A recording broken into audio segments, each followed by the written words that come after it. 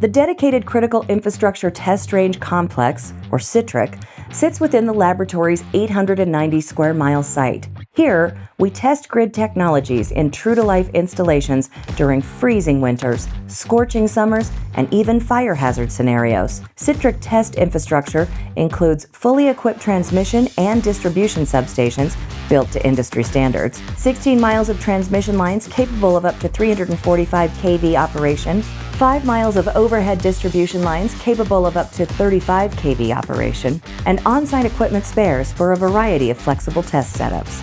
Our substations are connected by a dedicated fiber-optic communication network and 2G to 5G wireless coverage, allowing for realistic integration and control testing of grid edge controllers and devices, as well as cybersecurity exercises.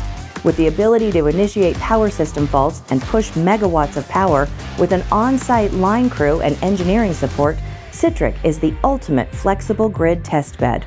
Co-located opportunities include a water test bed, wireless connectivity, microreactor testing, drone operation, and future power grid test bed expansions. At INL, we provide at-scale testing to de-risk technologies before they're deployed in our critical energy infrastructure. Want to test your grid technologies with us? Contact us at citric@inl.gov.